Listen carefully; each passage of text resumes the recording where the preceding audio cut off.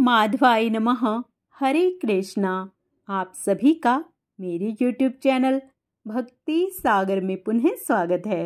हम प्रतिदिन अपने चैनल पर वैशाख मास महात्म्य की कथाएं डाल रहे हैं, जिसमें विष्णु भगवान की प्रिया तुलसी माता का तुलसी चालीसा व तुलसी माँ की आरती भी करेंगे। आज के अपने इस वीडियो में हम वैशाख मास के महात्म्य का स्मरण करेंगे। कृपया हमसे ऐसे ही जुड़े रहने के लिए वे प्रभु भक्ति में लगे रहने के लिए मेरे चैनल को सब्सक्राइब अवश्य कर लें। वीडियो यदि पसंद आए तो लाइक एंड शेयर भी कर दें। वैशाख मास का महात्म्य प्रारंभ करने से पहले आइए वैशाख स्नान की एक और कहानी सुनते हैं। प्राचीन समय की बात है। एक नगर में एक ब्राह्मण रहता था। वह अत्यंत गरीब था, परंतु धर्म में उसकी निष्ठा अपार थी। उसने शास्त्रों से जाना कि वैशाख मास में स्नान, जप, व्रत और दान करने से मनुष्य को स्वर्ग की प्राप्ति होती है और समस्त पापों से मुक्ति मिलती है। उसने निश्चय किया कि वह इस मास में प्रतिदिन सूर्योदय से पहले गंगा स्नान करेगा और अपनी अक्षमता अनुसार दान देगा।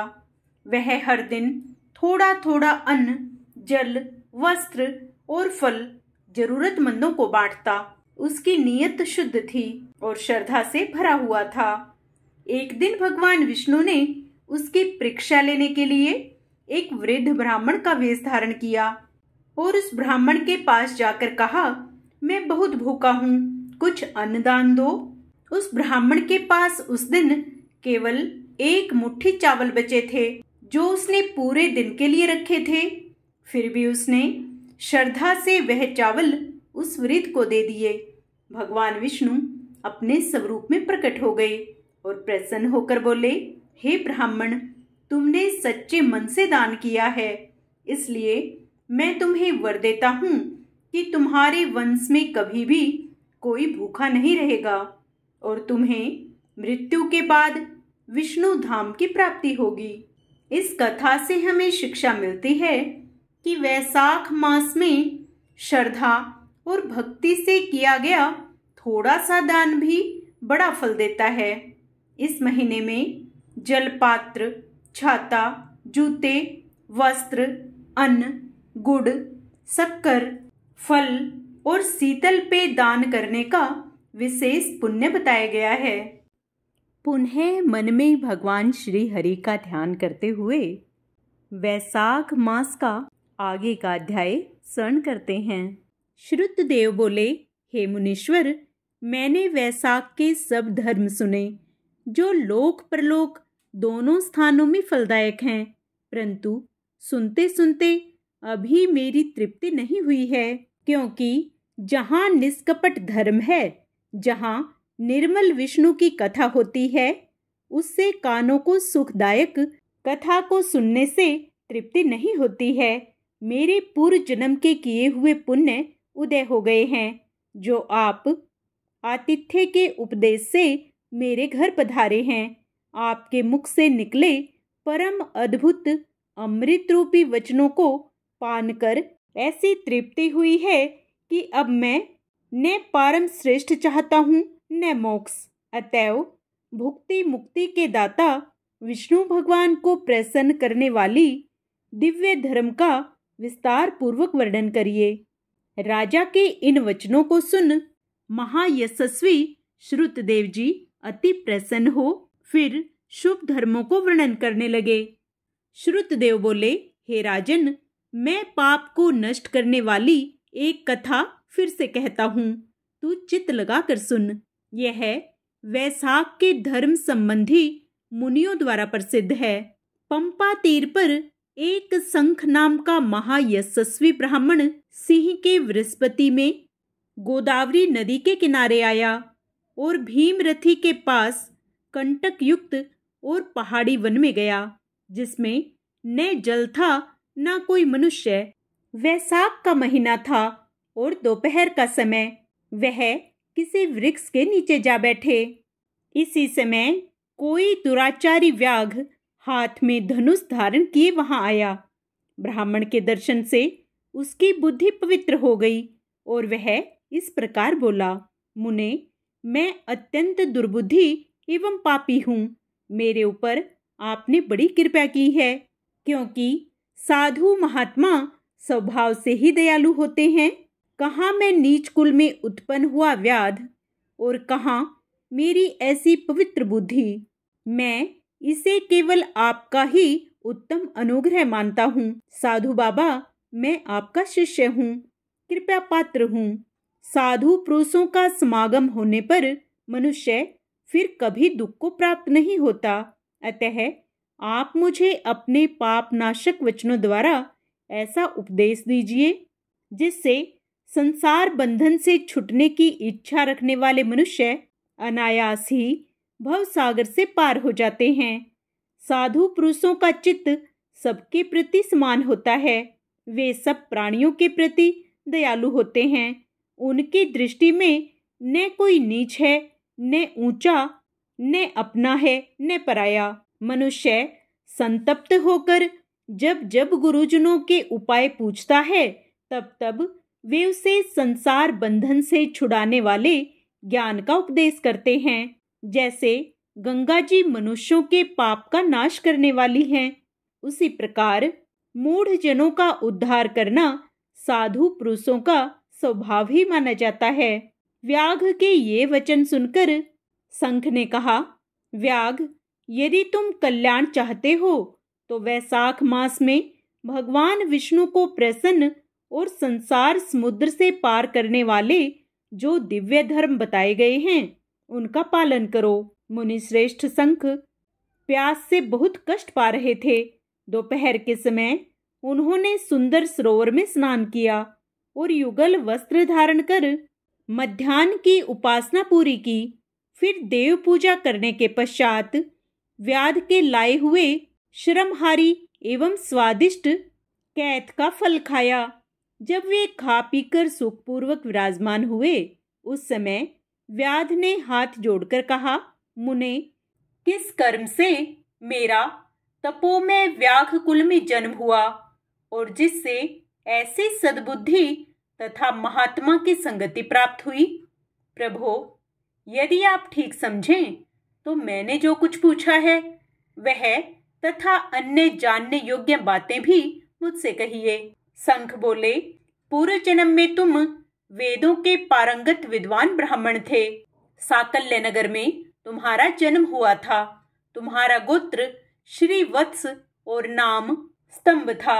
उस समय तुम बड़े तेजस्वी समझे जाते थे, किंतु आगे चलकर किसी वेश्या में तुम्हारी आसक्ति हो गई। उसके संग दोष से तुमने नित्य कर्मों को त्याग दिया और शूद्र की भांति घर आकर रहने लगे। यद्यपि तुम सदाचार शून्य, दुष्ट तथा धर्म कर्मों के त्यागी थे, तो भी उस समय तुम्हारी ब्राह्मणी पत्नी कांतिमती ने वेश्या सहित तुम्हारी सेवा की। वह सदा तुम्हारा प्रिय करने में लगी रहती थी। वह तुम दोनों के पैर धोती, दोनों की आज्ञा का पालन करती और दोनों से नीचे आसन पर सोती थी। इस प्रकार वेश्या सहित पति की सेवा करती हुई उस दुखिनी ब्राह्मणी का इस भूतल पर बहुत समय बीत गया। एक दिन उसके पति ने मूली सहित उड़द खाया और तिल मिश्रित निष्पाव भक्षण किया। उस अपच्य भोजन से उसका मुंह पेट चलने लगा और उसे बड़ा भयंकर भगंदर रोग हो गया। वह उस रोग से दिन रात जलने लगा। जब तक घर में धन रहा तब तक वेश्या भी वहां टिकी रही। उसका सारा धन लेकर पीछे उसने उसका घर छोड़ दिया। वेश्या तो क्रूर और निर्दयी होती ही है, उसे छोड़कर दूसरे के पास चली गई। तब वह ब्राह्मण रोग से व्याकुल चित हो रोता हुआ अपनी स्त्री से बोला, देवी, मैं वेश्या के प्रति आसक्त और अत्यंत निष्ठुर मनुष्य हूँ, मेरी रक्षा करो। सुंदरी, तुम परम पवित्र हो, मैंने तुम्हारा कुछ भी उपकार नहीं किया। कल्याणी, जो पापी एवं निंदनीय मनुष्य अपनी विनीत पत्नी का आदर नहीं करता, वह 15 जन्मों तक नपुंसक पैदा होता है। महाभागे, दिन रात साधु पुरुष उसकी निंदा करते हैं। तुम साध्वी और पतिव्रता हो। मैं तुम्हारा अनादर करके पाप योनियों में गिरूंगा। तुम्हारा अनादर करने से जो तुम्हारे मन में क्रोध हुआ होगा, उससे मैं दग्ध हो चुका हूँ। इस प्रकार अनुतापयुक्त वचन कहते हुए पति से वह पतिव्रता हाथ जोड़कर बोली, प्राणनाथ, आप मेरे प्रति किए हुए व्यवहार को लेकर दुख ना माने, लज्जा का अनुभव ना करें। मेरा आपके ऊपर तनिक भी क्रोध नहीं है, जिससे आप अपने को दग्ध हुआ बताते हैं। पूर्व जन्मों में किए हुए पाप ही इस जन्म में दुख रूप होकर आते हैं। जो उन दुखों को धैर्य पूर्वक सहन करती है, वही स्त्री साध्वी मानी जाती है और वही पुरुष श्रेष्ठ समझा जाता है। वह उत्तम वर्ण वाली स्त्री अपने पिता और भाइयों से धन मांग कर लाई और उसी से पति का पालन करने लगी। उसने अपने स्वामी को साक्षात अक्षर सागर निवासी विष्णु ही माना। वह दिन रात पति के मल मूत्र साफ करती और उसके शरीर में पड़े हुए कष्टदायक कीड़ों को धीरे धीरे नख से खींचकर निकालती थी।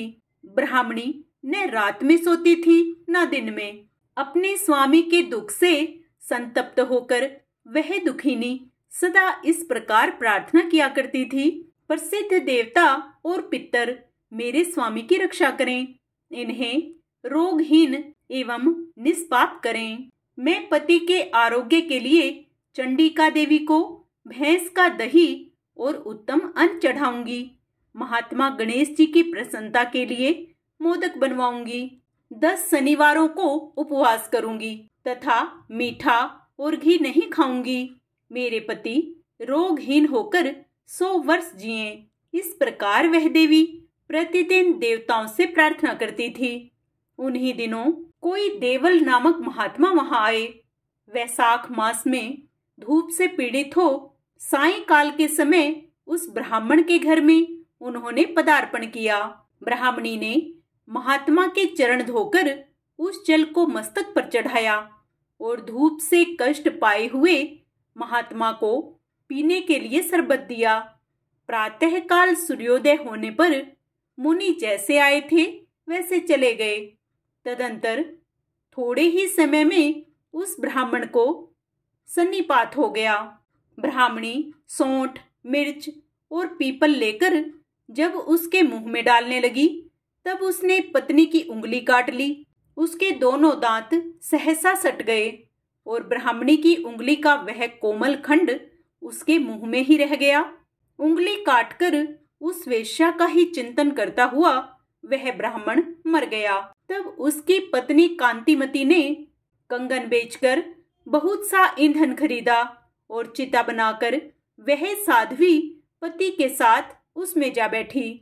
उसने पति के रोगी शरीर का गाढ़ आलिंगन करके उसके साथ अपने आप को भी चिता में जला दिया। शरीर त्याग कर वह सहसा भगवान विष्णु के धाम में चली गई। उसने वैशाख मास में जो देवता मुनि को शरबत पिलाया और उनके चरणोदक को शीश पर चढ़ाया था, इससे उसको योगी गम्य परम पद की प्राप्ति हुई। तुमने अंतकाल में वेश्या का चिंतन करते हुए शरीर त्याग किया था, इसलिए इस घोर व्याघ्र के शरीर में आए हो और हिंसा में आसक्त हो। सबको उद्वेग में डाला करते हो। तुमने वैशाख मास में मुनि को शरबत देने के लिए ब्राह्मणी को अनुमति दी थी। उसी पुण्य से आज व्याग होने पर भी तुम्हें सब सुखों के एकमात्र साधन धर्म विषयक प्रश्न पूछने के लिए उत्तम बुद्धि प्राप्त हुई है। तुमने जो सब पापों को हरने वाले मुनि के चरणोदक को सिर पर धारण किया था, उसी का यह फल है कि वन में तुम्हें मेरा संग मिला है। व्याघ्र ने पूछा, ब्राह्मण, आपने पहले जैसा कहा था कि भगवान विष्णु की प्रीति के लिए कल्याणकारी भगवत धर्मों का और उनमें भी वैशाख मास में कर्तव्य रूप से बताए हुए नियमों का विशेष रूप से पालन करना चाहिए। हे भगवान विष्णु, वे भगवान विष्णु कैसे हैं, उनका क्या लक्षण है, उनकी सत्ता में क्या प्रमाण है, तथा वे सर्वव्यापी भगवान किनके द्वारा जानने योग्य हैं, वैष्णव धर्म कैसे हैं और जिससे भगवान श्री हरि प्रसन्न होते हैं। महामते, मैं आपका किंकर हूँ, मुझे यह सब बातें बताइए। व्याध के इस प्रकार पूछने पर संघ ने रोग शोक से रहित संपूर्ण जगत के स्वामी भगवान नारायण को प्रणाम करके कहा, व्याध, भगवान विष्णु का स्वरूप कैसा है यह सुनो। भगवान समस्त शक्तियों के आश्रय, संपूर्ण गुणों की निधि तथा सबके ईश्वर बताए गए हैं। वे निर्गुण, निष्कल तथा अनंत हैं। सत, चित्त और आनंद, यही उनका स्वरूप है। यह जो अखिल चराचर जगत है, अपने अधीश्वर और आश्रय के साथ नियत रूप से जिसके वश में स्थित है, जिससे इसकी उत्पत्ति, पालन, संहार, पुनरावृत्ति तथा नियमन आदि होते हैं, प्रकाश, बंधन, मोक्ष और जीविका, इन सब की प्रवृत्ति जहां से होती है, वे ही ब्रह्म नाम से प्रसिद्ध भगवान विष्णु हैं। वे ही विद्वानों के सम्मान्य सर्वव्यापी परमेश्वर हैं। ज्ञानी पुरुषों ने उन्हीं को साक्षात पर ब्रह्म कहा है। वेद, शास्त्र, स्मृति, पुराण, इतिहास, पांचरात्र और महाभारत सब विष्णु स्वरूप हैं, विष्णु के ही प्रतिपादक हैं। इन्हीं के द्वारा महाविष्णु जानने योग्य हैं। वेद वेद्य सनातन देव भगवान नारायण को कोई इंद्रियों से, प्रत्यक्ष प्रमाण द्वारा, अनुमान से और तर्क से भी नहीं जान सकता है। उन्हीं के दिव्य जन्म कर्म तथा गुणों को अपनी बुद्धि के अनुसार जानकर उनके अधीन रहने वाले जीव समूह सदा मुक्त होते हैं। यह संपूर्ण जगत प्राण से उत्पन्न हुआ है, प्राण स्वरूप है, प्राण रूपी सूत्र में पिरोया हुआ है तथा प्राण से ही चेष्टा करता है। सबका आधारभूत यह सूत्रात्मा प्राण ही विष्णु है, ऐसा विद्वान पुरुष कहते हैं। आज का अध्याय यही समाप्त होता है। आगे का अध्याय हम अपने कल के वीडियो में करेंगे। पूर्ण पुण्य लाभ प्राप्त करने के लिए व वैशाख मास में श्री हरि की भक्ति से जुड़े रहने के लिए आप उसे भी अवश्य स्मरण करें। जय श्री हरि। आइए अब माँ तुलसी चालीसा का पाठ करते हैं। श्री तुलसी महारानी करूं विनय सिरनाए, जो मम हो संकट विकट दीजे मात नसाए। नमो नमो तुलसी महारानी, महिमा अमित न जाए बखानी। दियो विष्णु तुमको सन्माना, जग में छायो सुवस महाना। विष्णु प्रिया जय जयति भवानी, तिहु लोक की हो सुख खानी। भगवत पूजा कर जो कोई, बिना तुम्हारे सफल न होई। जिस घर तव नहीं होए निवासा, उस पर करही विष्णु नहीं वासा। करे सदा जो तव नित सुमिरन, ते ही के काज होए सब पूरन। कार्तिक मास महात्म तुम्हारा, ताकि जानत सब संसारा। तव पूजन जो करे कुवारी, पावे सुंदर वर सुकुमारी। कर जो पूजा नित प्रति नारी, सुख संपत्ति से होए सुखारी। वृद्धा नारी करे जो पूजन, मिले भक्ति होवे पुलकित मन। श्रद्धा से पूजे जो कोई, भवनिधि से तर जावे सोही। कथा भागवत यज्ञ करावे, तुम बिन नहीं सफलता पावे। छायो तव प्रताप जग भारी, ध्यावत तुम्हें सकल चित धारी। तुम्ही मात यंत्रण तंत्रण में, सकल काज सिधु होवे क्षण में। औषधि रूप आप हो माता, सब जग में तव यश विख्याता। देव ऋषि मुनियों तपधारी, करत सदा तव जय जयकारी। वेद पुराणन तव यश गाया, महिमा अगम पार नहीं पाया। नमो नमो जय जय सुख कारिणी, नमो नमो जय दुख निवारणी। नमो नमो सुख संपत्ति देनी, नमो नमो अघ काटन छेनी।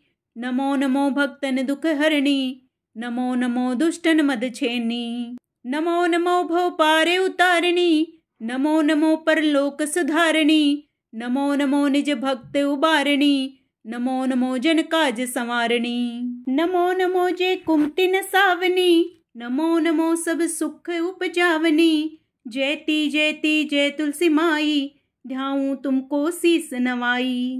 निज जन जानी मोहि अपनायो, बिगड़े कारज आप बनाओ, करूं विनय मैं मात तुम्हारी, पूर्ण आशा करूं हमारी। शरण चरण कर जोरी मनाऊं, निस दिन तेरे ही गुण गाऊं, करहूं मात यह अब मोह पर दाया, निर्मल होए सकल मम काया। मांगू मात यह वर दीजे, सकल मनोरथ पूर्ण कीजे, जानू नहीं कुछ नेम अचारा, क्षमहु मात अपराध हमारा। 12 मास करे जो पूजा, तासम जग में और नहीं दूजा, प्रथम ही गंगा जल मंगवावे, फिर सुंदर स्नान करावे, चंदन अक्षत पुष्प चढ़ावे, धूप दीप नैवेद्य लगावे, करे आचमन गंगा जल से, ध्यान करे हृदय निर्मल से, पाठ करे फिर 40 की, स्तुति करे मात तुलसा की, यह विधि पूजा करे हमेशा, ताके तन नहीं रहे कलेशा। करे मास कार्तिक का साधन, सोवे नित पवित्र सिद्ध होई जाई, है यह कथा महासुखदाई, पढ़े सुने सो भव तर जाई। यह श्री तुलसी 40 पाठ करे जो कोई, गोविंद सो फल पावहीं, जो मन इच्छा होय। अब हम सब मिलकर विष्णु भगवान की प्रिया तुलसी माता की आरती करेंगे।